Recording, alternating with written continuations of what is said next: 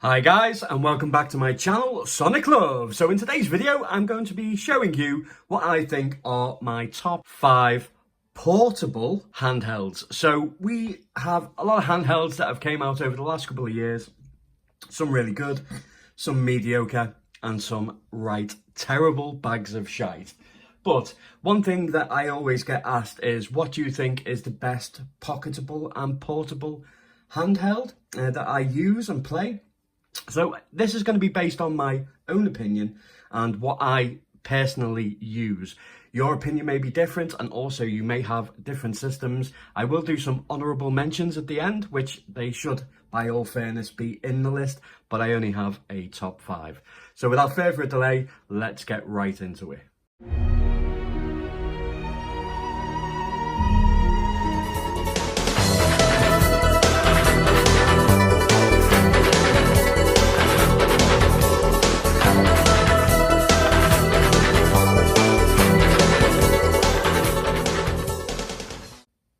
So kicking things off at number 5, I'm going to put in this lovely little handheld here.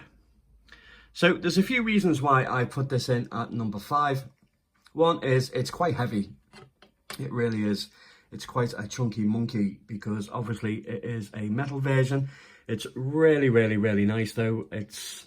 I love the two-tone colours. It just looks really nice. It's got a fantastic screen, and it was for a very long time, this was my go-to portable handheld that I used to take with me on the go. It was reliable, it was solid. It's an Ambinic product, so you can get a really sense of quality, and the D-pad was fantastic. The analog stick works great. Buttons were fantastic. Screen was okay. It's a little bit small, as you well know, with it being such a small form factor. But yeah, overall, it was a solid build. So for ages, but I did find that the weight of the unit itself just gets to you after a while on longer journeys. But apart from that, it was my ultimate handheld and pocketable handheld for a very long time. Love to know what you think of my decision of the Ambinic 280M being number 5. Okay, so next on the list, coming in at number 4 is this little beauty. Now, when I first got this, I was a bit apprehensive. I thought, oh, it's Pocketable, they neither make something really good or something absolutely shocking. But with the new firmware system that was on there, I did think that the actual quality and build quality was really nice on the Pocketable A66. It feels nice, it feels premium. I love the see-through aesthetic, and also the metal grille at the back. I just thought it was a really nice combination. It is incredibly thin and incredibly small. You can use a Bluetooth dongle and hook it up and pair it up with a Bluetooth speaker, which is really nice also for when you're coming home and you just want to jam out some banging retro tunes while you're playing the game. But yeah, I really thoroughly enjoyed this. It was a great handheld to take on the go. Very light, fits in the pocket very easily. Again, the buttons are quite fantastic, really, to be honest. I wasn't a really big fan of clicky buttons, but the A66 changed my mind with that. The D-pad is really responsive. The buttons are really nice. Yeah, so I was using this for quite a while and still take it out every now and again. So yeah, this was another absolute banger. So yeah, let me know in the comments what you think of the decision of it being number 4. Coming in at number 3. Now, I know this is going to cause a lot of controversy, but I absolutely love this. I love it just for the simple fact that it's a Game Boy Micro style. I love the form factor of this. It's really comfortable in my hand. The buttons feel really nice. The D-pad's lovely. The L and R buttons are really well placed for my fingers, so I don't have any problems with it. Start and select works nice. I know a lot of people say it's like a a rattle magnet, but it doesn't rattle that much. And I've seen people say that the build quality is not that good, but I've had this a while now, and as you can see, it's been in my pocket, in and out for, you know, quite a lot. And I've had no problems whatsoever with any deterioration of the front grille. Yeah, the controls are really, really nice. I really like it. I think it's absolutely brilliant. The screen is unbelievable, and for the price, I just thought it was a really great bargain, really. The emulation side to it, you know, you're not going to be playing much PSP or Dreamcast on these ones, unfortunately, but I think it's great just to take it out and, you know, kick back with some Genesis or Mega Drive, as we say in the UK, some Game Boy Advance games, some arcade games. It's just a great little pocketable device. It's really small, it's really light, and I've had, yeah, lovely times with it when I've just been out and I've just thought, oh, you know, I can kill some time and play some games. As I say, the screen is really nice. It's very vibrant, good viewing angles. If you get the new firmware as well, the update, you get to play a lot more systems than what you would do with stock firmware. So this is why I've chose this as number 3. So my number 2 is this little fella. Now, I still take this out on the go. I think it's great. There's something about this 4:3 aspect ratio, and it's like a mini Game Boy. I really love the design. I love the way that it's shaped. I think it's very pocketable. I love the fact that it's just got everything so condensed, so you just whip it out, start playing with it. It's really comfortable. I found that the L2 and R2 were just a little bit slightly higher for my fingertips. Like, as I hold it, like here, as you can see, I can get the L and R quite easily, but then I'd have to reach up. So I found that just a little bit of a bummer. Emulation is fantastic, right the way up to PS1. Not really going to have any problems. The UI is old, but again, you're taking this on the go, so you just want to, like, you know, quick play of like GBA games or SNES games. You just want a quick blast. It's really pocketable, and I still use this one. That's why it is my number 2. And my number 1 pocketable and portable gaming device that I take on the go with me all the time is this little bad boy. Now, I know there's been a mixed review about this, but I absolutely love it. I know people say that, oh, the screen resolution is a step backwards. Guys, you're playing on NES games, you're playing on Game Boy Advance games. It doesn't matter if you had a 720p or a 1080p screen. They're still going to look the bloody same as what they would do on a low resolution screen, because the actual graphics themselves are at a low resolution. So yeah, the screen itself is absolutely fine. It's beautiful, and it's got like a very tiny dot matrix feel, so it makes it look like CRT virtually, and I love the CRT look. At a distance like this now, you don't see it, but when you look close, you can. It plays everything that I've chucked at this, right the way up to PS1.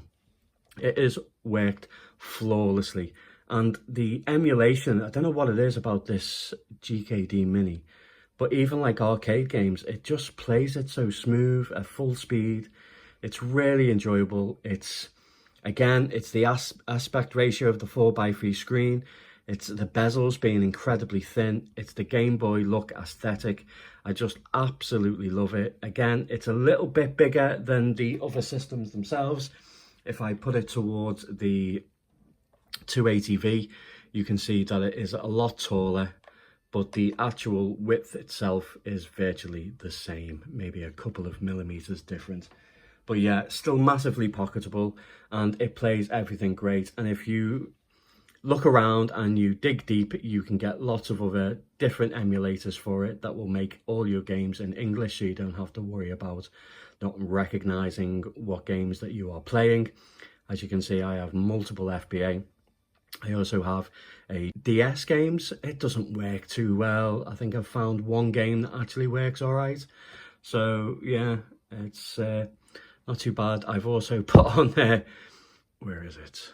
Yeah, I also put Sega Saturn on there, the Yabashiro APK.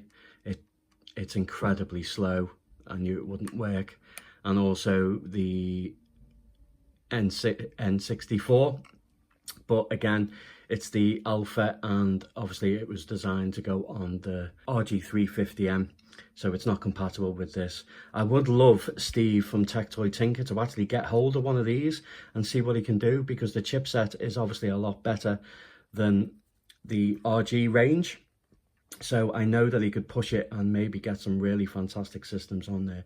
And also he will be able to put simple menu on there and change possibly the whole interface and look of this. I think it would be absolutely fantastic.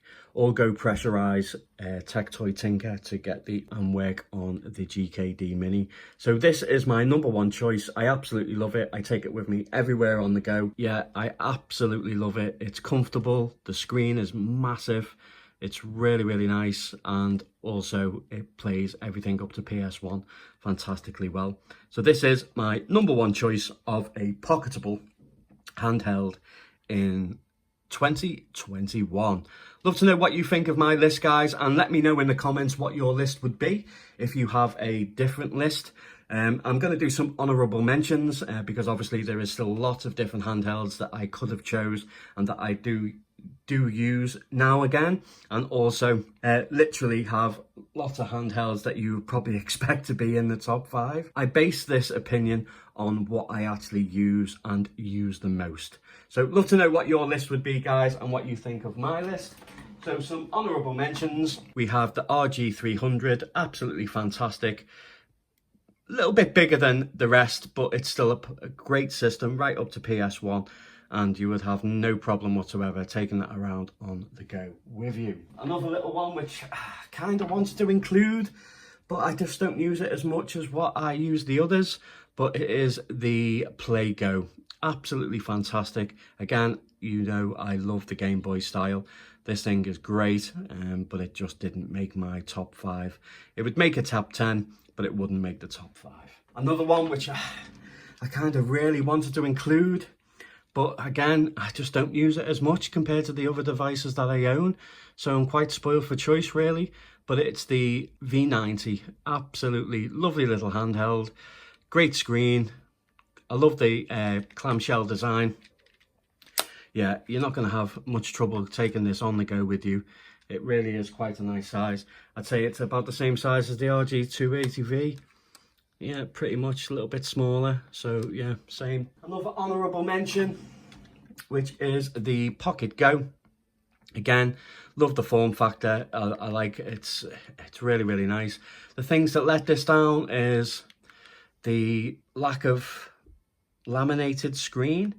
And with the gap, they really start to annoy me now. Every time I go back to them, I think the laminated screen, once you've experienced it and played games with that screen, going back to a gap, it doesn't feel good. It doesn't look right either. And there's a slight blur on everything.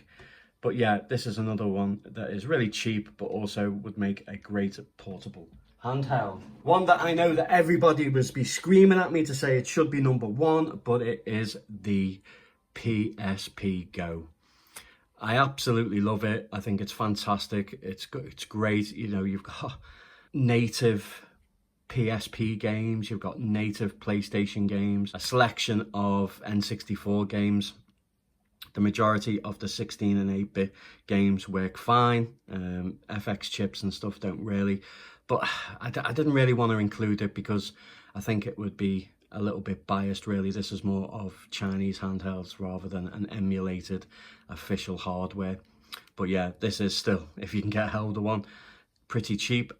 I would strongly to get one, and as I say, it makes a great ideal portable companion. Last as my honourable mentions is this little fella, but as I say, it's more a novelty than anything, but it is the very, very, very tiny, minuscule little Funky S. Absolutely brilliant. lovely little handheld. I think it's massively powerful for what it is, and they've done a remarkable job. But as I say, for taking it on the go, it just can be a little bit cumbersome with the buttons and everything. It doesn't play the best because it takes a while to get used to it. And the screen, I don't know why they didn't go for a little bit of a wider screen, but it's more vertical than what it is width.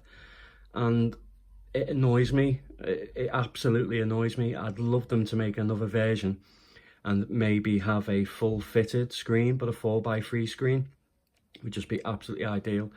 It's okay for vertical shooters. I actually love that. And the odd PlayStation game looks really, really nice on there. But yeah, it's more of a gimmick than anything, but it's probably the most pocketable handheld that's out there today. Hope you enjoyed the video, guys. Let me know in the comments what your top 5 would be. And I'd love to know your opinions on what you think my top 5 is.